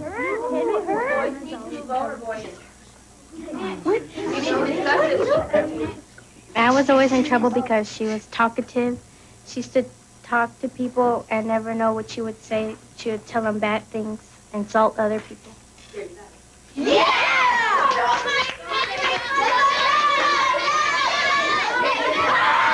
Well, their answers beat their basketball, but after all, this is a literature class. You've both taught in other schools. What was it like in those schools compared to Lozano? Teachers didn't share like they do at Lozano. These teachers, you sit in the lounge and you talk about, gee, I'm doing an activity on fractions. They share. At the other schools, I didn't find that you sat around after school. It was like at 3:20, every teacher left. And at Lozano, teachers don't do that. You just exchange ideas. And if I'm stuck, I'll go to Barbara, who's in first grade. Or Barbara will come to me, and I'm in 5th grade. And we just exchange, and we're not the only ones. I mean, everybody in the school is like that. We all want to share what's best for the child. And that message comes across loud and clear to the kids. Meet Yvonne, Robert, and Emily. What's your favorite place to be? School is my favorite place because the teachers, they make you feel that you're special, not only just to you, but to other children. Robert, you went to another school. How did that school compare with this one? They wouldn't help you really. They'd only teach you once, and they wouldn't reteach you as much times as they do here until you learn it. They'd only teach you once or twice. What kind of grades do you all get? Mine are straight A's. Straight A's. Robert? Straight A's. Straight A's. Yvonne? Straight A's and A's and B's. When you think about yourselves in 10 or 15 years, what do you think you'll be doing? Going to college and finishing up our education. Robert? Same as her. Going to college? And Yvonne? Going to college or trying to study to be a lawyer. To be a lawyer. And after college for you, Robert? Probably run for president. Run for president? Try out. And would you be a Democrat or a Republican, Robert? Probably Republican. Probably Republican. Would you be a conservative or a liberal? I haven't looked into that yet. How about you, Emily? After I finish college, I would hope to be a petroleum engineer. A series of soaring ambitions for poor Hispanic kids, most of whose parents were dropouts. Looks cute. Hairspray? If many of your parents are illiterate or semi-illiterate, could it be that the good you do here dies at 3 o'clock? It used to die at 3 o'clock, but we're not letting it die at 3 o'clock because we're bringing those parents in every week and we're teaching them how to keep it alive. Every year we try and share with you some of the things that we have done with your children. A lot of things that we teach them that we want you to continue to do during the summer. Could they maybe forget what they learned the past year during the summer? What could I do? We're going to share several ideas. Do you think that is something schools ought to be doing, is teaching parents?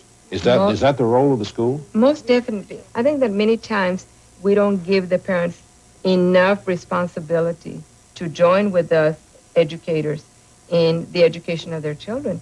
And I think it takes not only the principal, the teacher, the administrators, It takes the parents working together with the schools, and that's where a lot of schools are failing in not involving the parents. Parents like single mother Lily Morales, who is at Lozano all day, every day, as a valued volunteer. My kids they're glad that I'm here. My little girl from first grade, she's real happy. When she sees me, well, you can see that big smile from her. And, hey, Mom, you came, Mom, today. I'm glad, man. So parents who never finished school are determined that their children will. Hands up, let's go. Ready? Teachers who are committed believe that every child can learn. And despite the odds, these kids are meeting those expectations. You know, it's a whole family working together, what has made the school succeed.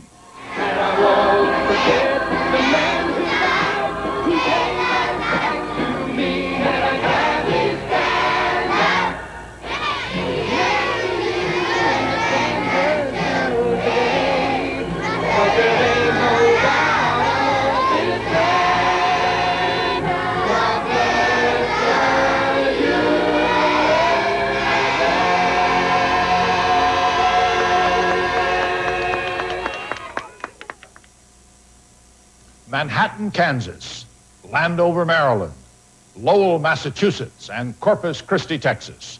4 happy and productive schools. Incidentally, students returned to Lozano this week to learn that Maggie Ramirez is no longer their principal. She was promoted over the summer to run the special emphasis middle school just around the corner from Lozano.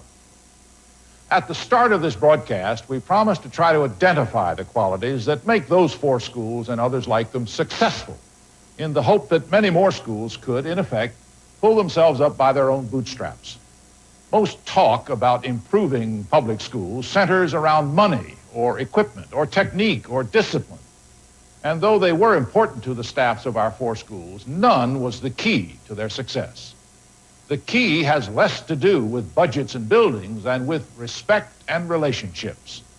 We found that the principals and the teachers at the 4 widely separated schools shared strong, sometimes fervent views about what it takes to build a successful school. What we found first at each of the 4 was an embedded belief, an almost wordless devotion to the cause of public education and its worth to a democracy. Listen to John Murphy, the superintendent of schools in Prince George's County, Maryland. I don't believe that any youngster should fail in public education in America. I don't think that children fail. I believe that schools fail children. And a successful school is a school that does not fail any single child.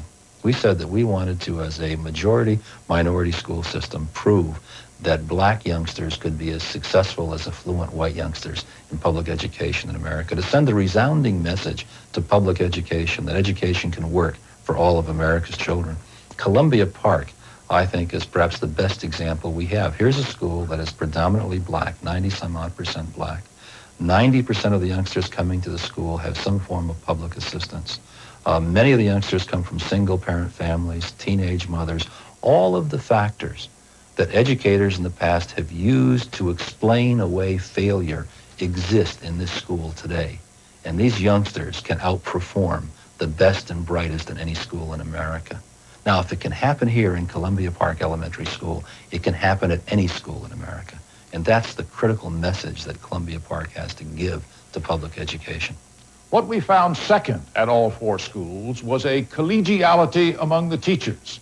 In most schools across the country, teachers tend to teach in isolation, confined for much of the day to the 4 walls of their classrooms, and rarely involved in professional give and take with their fellow teachers.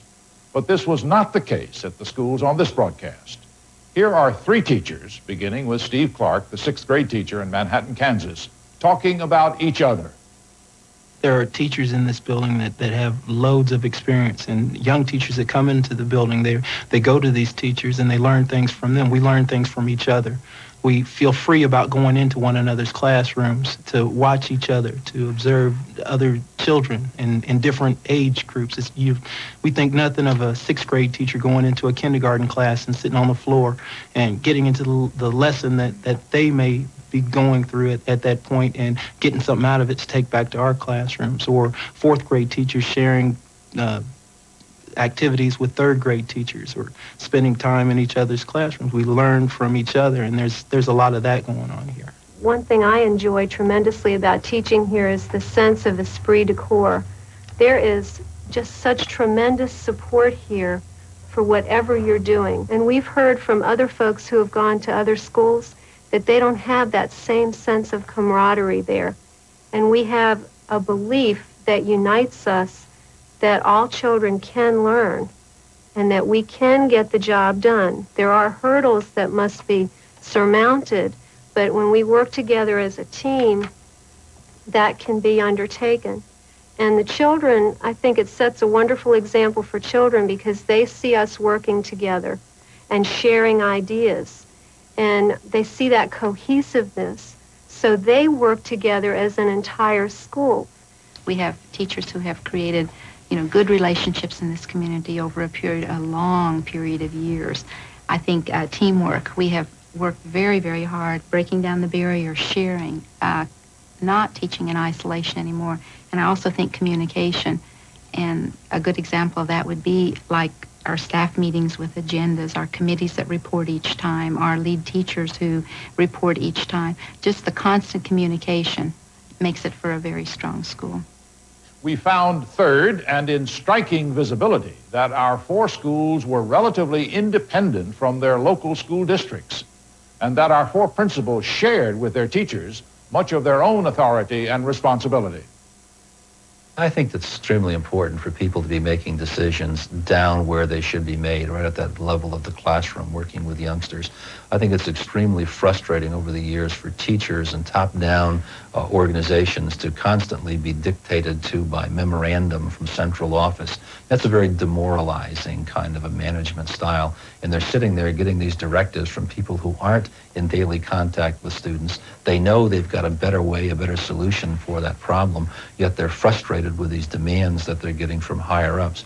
And I think if we can turn around now and say to our teachers and to our principals, look, you're hired as professionals. You have the expertise. We respect your expertise. Our job is to assist you. We want to give you whatever assistance you need to get the job done that you think needs to be done in your school. And when the teachers begin to take that kind of ownership, the principals take that kind of ownership, I think progress moves much more rapidly. I think there's a misconception sometimes on the part of principals that you have to control everything, that you have to control leadership. And in my mind, you do have to, you have to be a leader, but at the same time, as I empower people in this building to do things, as people start managing what's going on and leading in the building, I think that improves my leadership. I don't feel like they're stealing leadership away from me. I think my leadership grows because of that. And I still, unfortunately, see in my travels of a lot of top-down management and mandates from people on high. And in my belief, in my personal opinion, professional opinion, that's not the way to breed success. You got to have that ownership. You got to have that buy-in at the school level. You can't mandate that. You earn that through ownership in the process. And that's a lesson that we need to learn. I think that when you're looking at a team effort, you're looking at shared responsibility. So when we make a decision on the school planning and management team, it has to be something that comes through consensus, or the decision isn't made. I wanted it truly to be a collaborative effort where we were all equals on that decision-making team. I do believe that a principal is the instructional leader. I don't believe that a principal's veto power is what is going to decide whether a school is going to be successful or not. One of the issues that we've addressed very, very candidly in our own organization is with our central office administrators to make them aware of the fact that they are not a power source. They're a help source. Their job is to go out and bring assistance to the real power source, and that real power source is the classroom teacher and the principal. When I was in the application process, I heard this was a school where teachers had a lot of say in the governance of the school, and I heard that parents were very involved. I was actually warned about the school, and I thought that what was negative to one person was very positive to me. They said, well, I don't think you ought to apply for that school because the teachers are really very actively involved and they have too much to say. I was looking for a school where the teachers took responsibility and where the parents would be involved. And so those were pluses to me. I didn't really want to be a dictator or an autocrat. I wanted to work with people. I felt my strength was enabling other people to become the best that they could be, rather than dictating and being an authoritarian boss. So I wanted a school where teachers and parents cared a lot about the school and already were actively involved. Maybe it worked at one point in time to be an autocrat and the bureaucracy and the heavy control at the central office. But to me, problems with education in America are going to be solved school by school and by staffs of teachers and a principal working together and with parents and kids. And it's not going to be mandated down. It's going to happen at those sites and work its way up. We found forth that unlike so many principals who seem to bristle at the appearance of parents, our 4 principals regard mothers and fathers as critical to the success of their schools. I think what we're trying to do now is we're trying to recreate a sense of community, a sense that we maybe had in the 30s and the 40s, where the teachers and the parents were neighbors, communities, and friends, where the teacher knew you, the child, at home, and knew your parents, and there were shared expectations of what school would be for you. And recently, that's been disrupted. There isn't that sense of continuity between home and school. Many times the teachers live in one community, the parents and the children live in another. And so to recreate that lost sense of community, we need to involve the parents more in the schools. So I made a blanket invitation, which several parents have taken me up on over the years, and I'm glad, is that this is your classroom. You know, I don't have one of those, I do not feel uncomfortable when parents are around, and I don't teach differently just because there's a parent in our room. But I say, you know, you've trusted me with your child for 6 hours every day. That's a long time. Please come in, come to lunch, come see what your kids are doing. And we eat in our rooms on Friday. A lot of parents like to come on Fridays when they know they're going to be just with the class, and they really like that time. You see, we, again, in public education, we tend to blame parents for not getting involved with their schools, when in fact, the school often rejects the parents. The parents aren't rejecting the school. The school doesn't understand the problems that the home brings to the school setting. And so we've got to get out and become far more aware of what some of those concerns are, be sensitive to the needs of those parents, and then begin to engage them in the learning process with their child. Why would a school reject parents in the first place? They don't do it intentionally. It's not intentional. Our schools are basically middle-class society. And when somebody comes in that doesn't conform to middle-class society, they're rejected. It's not a conscious effort on the part of the school. One of the big tasks was to impress upon the children that they could learn, and impress upon the parents that they could learn, and that if we all work together, that we could make their children excel in school. We talked to the kids a lot. The teachers made them believe in themselves by telling them every day, you can do this task. You can learn to read. You are able to do this type of homework. And then we also right away put into place parenting meetings for the parents. We still do meet with the parents weekly to ingrain upon them that their children can do it, that there was an ability there that needed to be tapped, that needed to be pursued, and that we were going to do it. What we found finally was a simple and pervasive commitment to children, to their importance, to their self-esteem, and to their capacity for learning. We begin with Renee Miley, the 4th grade teacher in Manhattan. I think that the kids are first. No matter what, no matter how much work it takes, how much energy it takes, the kids are our priority, no matter what. So people don't rush out the door at 3:15 with the kids right behind them. And I think Northview has been able to take kids and put them first and communicated to the kids that they're important. I think the kids know that. I think the kids that walk in to Northview know that every teacher is there for them. And last year we had a mentor program where we paired up students who were having some sorts of difficulties with a staff member. And the idea was that the staff member would touch base with them a time or two a week to let them know that someone else in this building does care, someone's watching out, and someone knows if you come to school or not, and someone knows if you're feeling good or you're feeling bad today. We had another program, the clubs, And this is out of a concern for some students who, when they leave here, don't really have a place to go for an hour or so. And there's a reason to stay after school and to have an interaction with a teacher that's not just your classroom teacher. You sign up for the clubs and it will be a different teacher who's working. But I think we've tried very hard to get that idea across here that there are caring adults in this building, not just the person you go to their class each day, but someone who cares if you're here and cares if you're doing okay or not. It sounds like a cliche when you say we care, but there's a difference between saying we care and showing that you care. You show you care between the hours after school and when school starts. You don't just care when the kids are in the building. You care about your kids when you leave to go home. You're still thinking about problems that they might be having at home. It's really hard sometimes to think about some of the conditions that some of the kids that come to your classroom each and every day come from. They might go home and have an abusive parent, whether the parent is abusing them or abusing drugs or alcohol. And then this kid gets up every morning and he feeds himself and he comes into your classroom.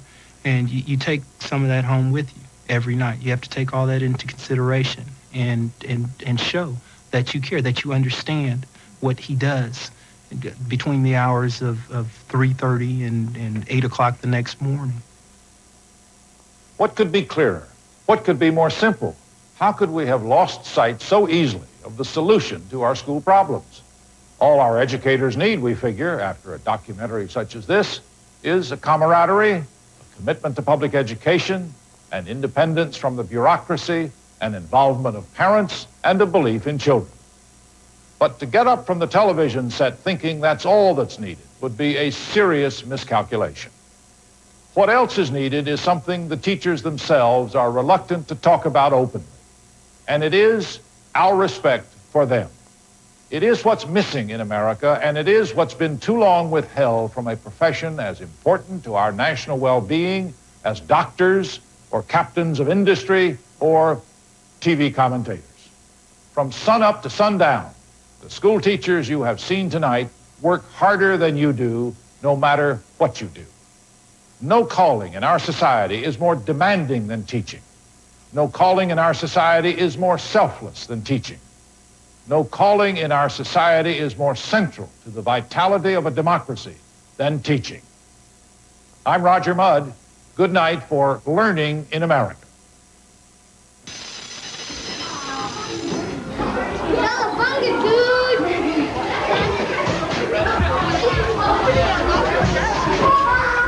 Study those tonight. See you tomorrow. Thank you, ma'am.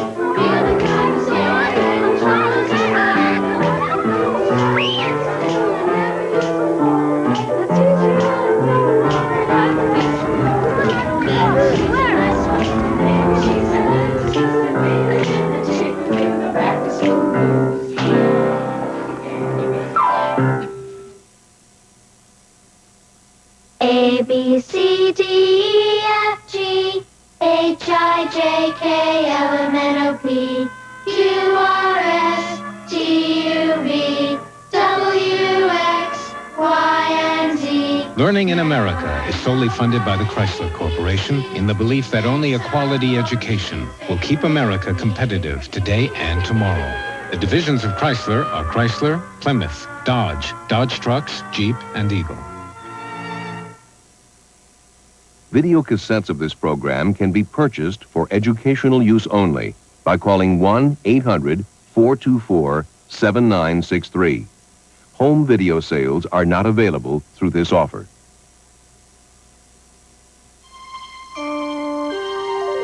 This is PBS. For a transcript of this program, send $5 to Strictly Business, Post Office Box 12724, Overland Park, Kansas, 66212, or call 913-649-6381. In these classrooms, kids truly enjoy learning.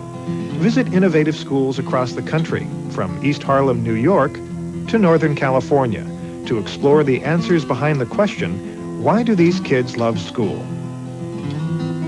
Friday night at 10 on Channel 10.